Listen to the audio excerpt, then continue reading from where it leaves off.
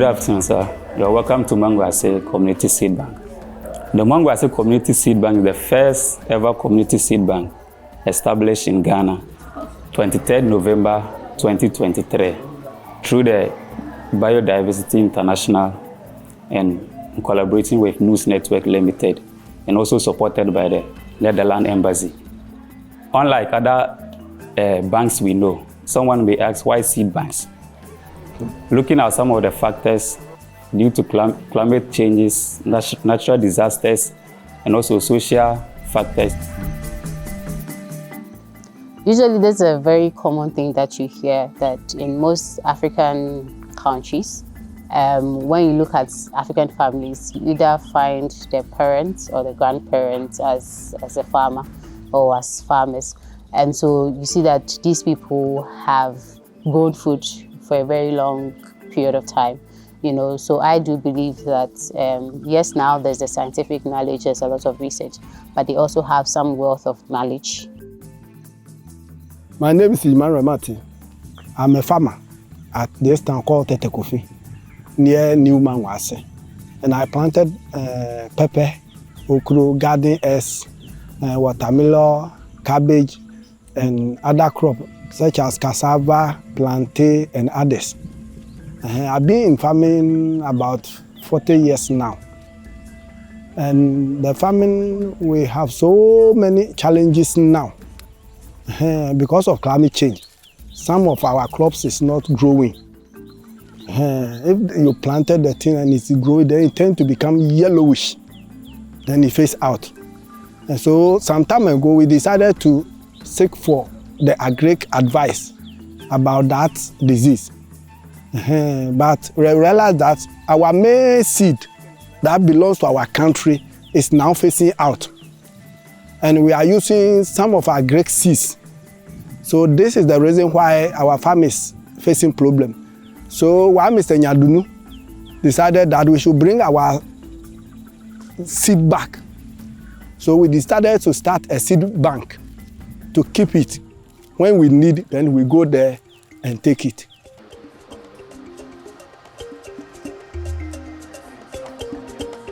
The main purpose for establishing this community seed bank was to conserve our local foods, which we consume, but not giving much attention to it. And due to some of our social factors and natural factors, we are losing them rapidly. So there was a need for us to create this seed bank so that all these seeds can be stored for our future use. As civil society organization, our role is to be able to partner with these networks, to amplify their story, very importantly, so that I believe it can also contribute to reducing the notion that our local seeds are not resistant enough to the impact of climate change. Because when you're able to document and amplify the stories of how these communities are saving the indigenous seeds and they are using them in a very profitable way, then we'll be able to take control of our narrative. We were mostly trying to deal with neglected seeds. There are some seeds that when we were kids, we were seeing them, some fruits, but as time goes on, they keep on, vanishing. They are now turning to the wild. Yeah. So we saw it that it will be a very great opportunity to have this seed bank here. So we meet once in a month.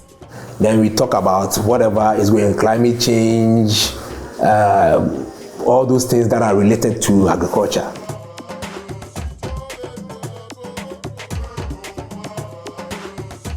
The activities which takes place here, the farmers who brought in their seeds, the seeds they have, we collect their seeds, we take their names, their details, the variety, the particular crop, the seed of the particular crop, the variety, the quantity the farmer brought, and also we ask the farmer based on the taste or maybe the attributes of that particular crops. So we document everything in the notebook and take their particulars from the farmer. So in case we need that seed, then we can contact that farmer and go for that seeds again. So we collect the seeds, we sort them and dry them in the sun. So we check the moisture quantity of the moisture quantity within the the seeds. So when they are, after drying them, so we saw them out from dirt and stones and other things before we package them in the container.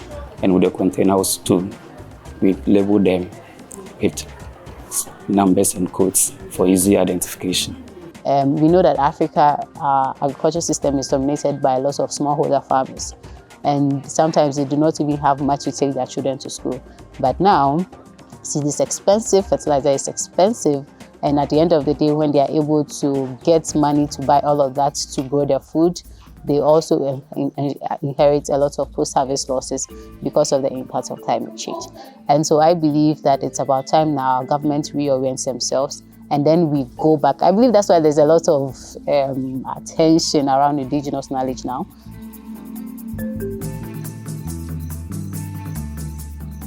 We have some people, their seed is not correct. They planted it rotation.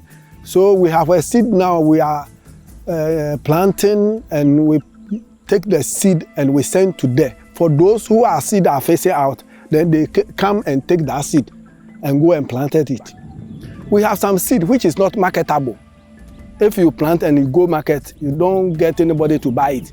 But if we sit down and decided because of money, that seed will phase out. But because of climate change, if we get our seed, maybe it will be good because it belongs to our country.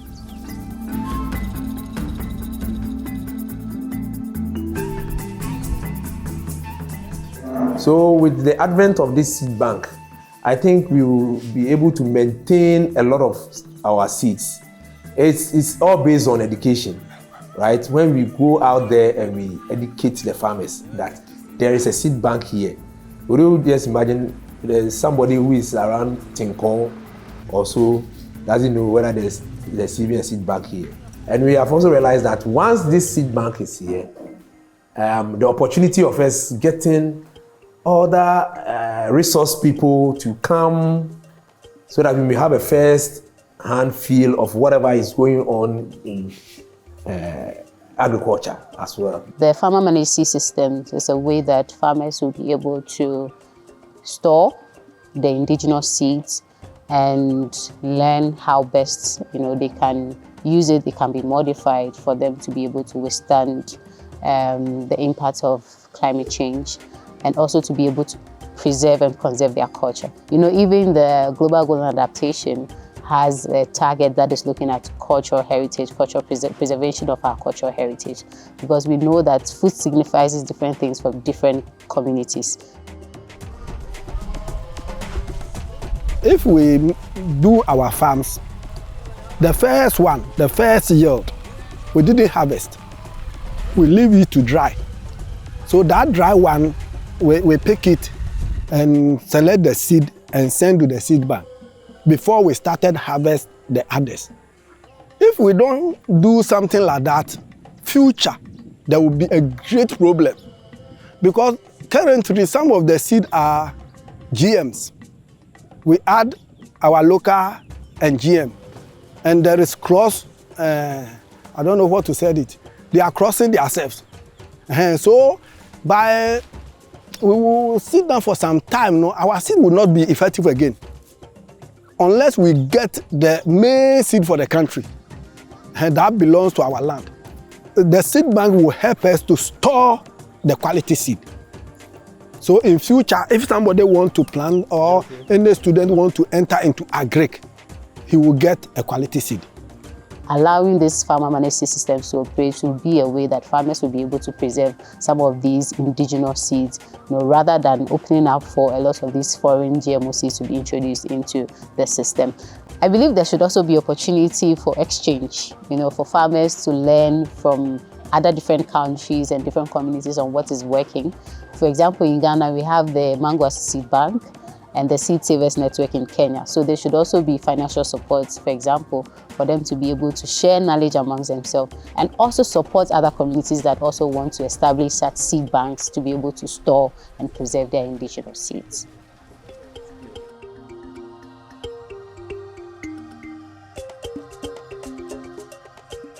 It is very, very, very, very important for Ghana as well to to have this our indigenous seeds, because every climate have got the type of seeds that are found there, right? But due to technology and stuff, we are able to grow some seeds that are not even peculiar to our environment, right? So if Ghana, for instance, we are able to, keep or regenerate our indigenous seeds, as time goes on, it will travel outside even the borders of the country to other places, right? So I think this seed bank here, being the first seed bank in Ghana, shouldn't stay here. At least there are places that they can still establish some of these banks there so that we may get them. And seeds per se have got jurisdictions. Sometimes there are some seeds that you get up north there, you will not get them here, right? So the only challenge here is the education aspect, that we educate the farmers that there is a place here that you come and get the seeds, you go, you plant it, then you bring back the seeds, you bring it back so that somebody will also come for it. I think money is the problem. Anything that you do and you start asking people about money, then they will start withdrawing. Yeah, but when we are able to educate them and we make them aware that the seeds here are free, you come, you take, you bring it back in that rotational form. Without the seed bank, it will come to a time we will not get a quality seed in our country.